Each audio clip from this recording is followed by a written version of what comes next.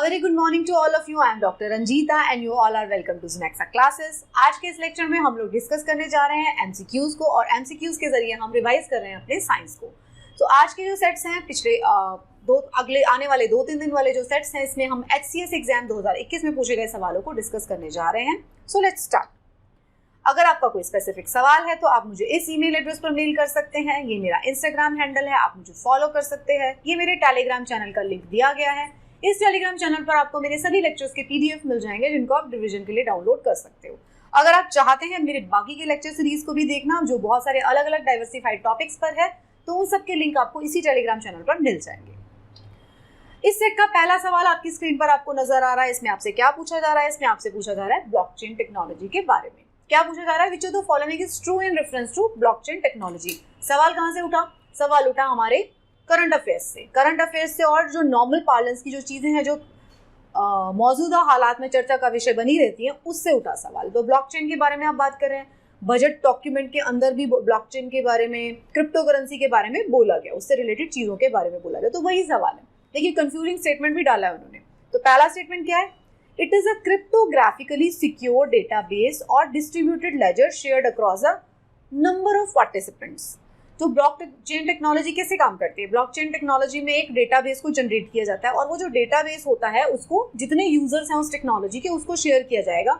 उस डेटाबेस को जो जनरेट कर रहा है उसके बाद नेक्स्ट जो पर्सन है उसे ऑल्टर नहीं कर सकता. यही सबसे खास बात होती है, खूबसूरत बात होती है ब्लॉकचेन टेक्नोलॉजी की. इसी की वजह से वो यूनिक बन जाती है और इसी की वजह से इसको बोला जाता है कि सेफ है, राइट? क्योंकि नेक्स्ट पर्सन उसको ऑल्टर नहीं कर पाएगा. It is a digital laser of transaction. जो भी ट्रांजेक्शन हो रही है, जो भी चीज हो रही है उसका डिजिटल लेजर क्रिएट होता जाएगा. Blockchain is a crypto currency. ये एक तरीके की क्रिप्टो करेंसी के 3 स्टेटमेंट दिए गए हैं. आपसे पूछा जा रहा है भैया कौन कौन सी इसमें से स्टेटमेंट ठीक स्टेटमेंट है. तो पहला स्टेटमेंट एकदम ठीक है, सेकंड स्टेटमेंट एकदम ठीक है, थर्ड स्टेटमेंट के बारे में बताइए. क्या ब्लॉकचेन को ही क्रिप्टो करेंसी कहते हैं? ये क्रिप्टो करेंसी का नाम है ब्लॉकचेन. तो ये है गलत. ब्लॉकचेन क्रिप्टो करेंसी का नाम नहीं है. ये एक ब्लॉकचेन का मतलब क्रिप्टो करेंसी नहीं होता. क्रिप्टो करेंसी जो फंक्शन करती है वो ब्लॉकचेन प्रिंसिपल पे फंक्शन करती है.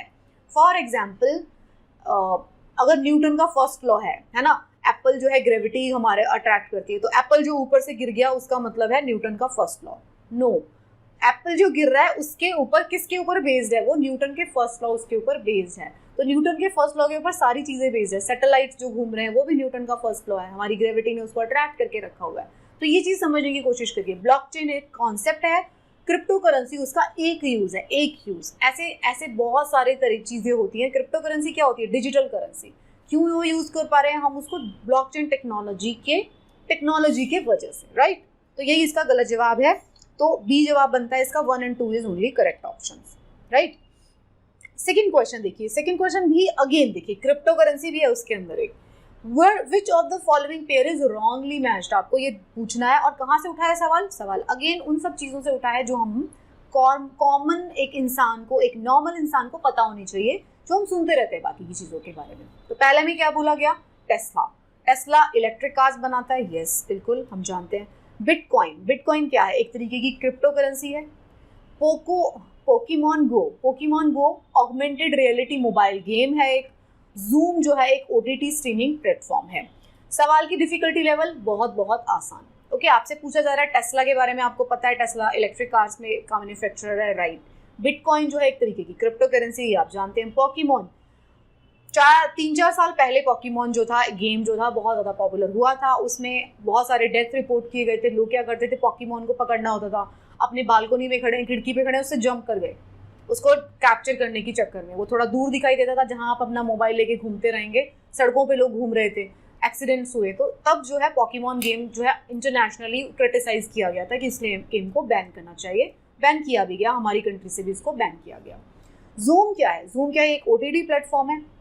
तो OTT प्लेटफॉर्म क्या होते हैं? OTT प्लेटफॉर्म होते हैं जिससे कि आप जो है, जैसे नेटफ्लिक्स है OTT प्लेटफॉर्म, जैसे कि अमेजॉन प्राइम है एक OTT प्लेटफॉर्म, वूट है OTT प्लेटफॉर्म, जिसमें कि आप अपने उस प्लेटफॉर्म के जरिए जो है मीडिया को, मतलब मूवीज को आप एक्सेस कर सकते हैं. जूम क्या है? जूम OTT प्लेटफॉर्म नहीं है. जूम एक वीडियो कॉन्फ्रेंसिंग या चैटिंग मैकेनिज्म है, स्पीकिंग मैकेनिज्म है, कनेक्टिंग मैकेनिज्म है, राइट? तो यही इसका सही जवाब है. ये गलत था. आपसे रॉन्ग पूछा गया था, तो रॉन्ग जो है जूम जो है रॉन्ग ऑप्शन था, राइट? आसान सवाल था, बहुत ही आसान, इसमें कोई डिफिकल्टी नहीं हुई होगी, सभी ने सही किया होगा जिस लोगों ने भी अपीयर किया था। नेक्स्ट जो क्वेश्चन है उसमें आपसे क्या पूछा गया, फरवरी 2021 में नासा ने जो रोवर लैंड किया था मार्स पे, उसका नाम बताइए। अगेन कहाँ से उठा सवाल उठा करंट अफेयर्स से। 2021 में एग्जाम हुआ था शायद मई जून में हुआ था आपका ये वाला एग्जाम, और फरवरी का ये करंट अफेयर्स से उठाया गया क्वेश्चन है। तो उस टाइम काफ़ी चर्चा में रहा था, बहुत ही आसान सवाल, सभी जो स्टूडेंट्स हैं जो तैयारी करते हैं उन्होंने ज़रूर पढ़ा होगा। तो इस तरीके का जो सवाल है, इस सवाल का जवाब जानना, क्योंकि अभी हम 2022 में हैं, जानना ज़रूरी है। परसेवरेंस जो है इसका नाम है, लेकिन आपको ये समझना ज़रूरी है कि जो स्टेट पीसीएस है वो किस तरीके के सवालों को पिक कर रहे हैं। ये सवाल ये पूछ चुके हैं, हो सकता है कोई और पीसीएस इसको रिपीट करके पूछ ले, 1। सेकेंड, इसी तरीके से रिलेटेड कुछ जो नए डिस्कवरीज होते हैं उससे रिलेटेड सवाल ज़रूर आ सकता है। तो इसका सही जवाब ए है, आसान सवाल। अगला सवाल जो है इस सेट का, इसमें आपसे पूछा जा रहा है एक कंपाउंड आपको आइडेंटिफाई करना है। This compound is conventionally use for white washing. White wash जो घर पे सफेदी की जाती है, वाइट वॉश कर दी जाती है, उसके लिए यूज होता है। Of building, which of the following statement is true about it. एक ऐसा कंपाउंड जिसको व्हाइट वॉशिंग में यूज किया जाता है, उसके बारे में स्टेटमेंट्स दिए गए हैं, आपको बताना है कौन सा सही है कौन सा गलत है। पहला स्टेटमेंट क्या कहता है, it is obtain by treating quick climb with water. सवाल कहाँ से है, सवाल पूरा एनसीईआरटी से। एनसीईआरटी कौन से क्लास की है, शायद ये क्लास 8 की एनसीईआरटी है मोस्ट प्रोबेबली। पूरा एनसीईआरटी से सवाल है, क्विक क्लाइम को जब हम वाटर के साथ ट्रीट करते हैं तो व्हाइट वॉशिंग का मटेरियल बनता है। पहला स्टेटमेंट है, it is produced when calcium carbide reacts with water, ये बोला गया। Second statement, it is one of the raw materials used for manufacture of Portland cement. Portland cement जो है उसका ये रॉ मटेरियल है। It is called the slack lime and it's chemical formula is CaOH2। Okay, ये 4 आपको statement दिए गए हैं। स्टेटमेंट कहाँ से उठाए गए, पूरा सवाल जो है एनसीईआरटी से उठाया गया। एनसीईआरटी का पूरा चैप्टर ले लिया उन्होंने, उस चैप्टर में इसके बारे में 2-3 पैराग्राफ में लिखा हुआ है, वो पूरा उठा दिया उन्होंने एज इट इज। तो बताएं क्या सही जवाब क्या है, सिलेक्ट द करेक्ट आंसर। पहला करेक्ट है, पहला दूसरा तीसरा चौथा करेक्ट है। पहला तो देखो आएगा ही आएगा, 1 2 4 is correct, 1 2 3 is correct, 1 2 2 3 4 is correct. तो इसका सही जवाब है सी, पोर्टलैंड सीमेंट बनाने के अंदर ये यूज नहीं होता है, बाकी के सारे स्टेटमेंट ठीक है। Chemical formula CaOH, quick lime को वाटर के साथ ट्रीट करके बनता है, ये कैल्शियम कार्बाइड होता है जो वाटर के साथ रिएक्ट करता है। तो इसका सही जवाब बनता है सी। स्टेटमेंट नंबर 3, पोर्टलैंड सीमेंट बनाने में यूज ये नहीं होता, बस ये इसका सही जवाब था। पूरा का पूरा सवाल जो है एनसीईआरटी से उठाया गया है। ऑप्शन भी अगर आप देखेंगे, अगर आपको ये भी नहीं पता पोर्टलैंड सीमेंट में यूज होता है या नहीं होता, तो भी अगर आपको ये पता है कि बाकी के सारे स्टेटमेंट ठीक है, तो आप इसके सही जवाब पर पहुंच जाएंगे। ओके,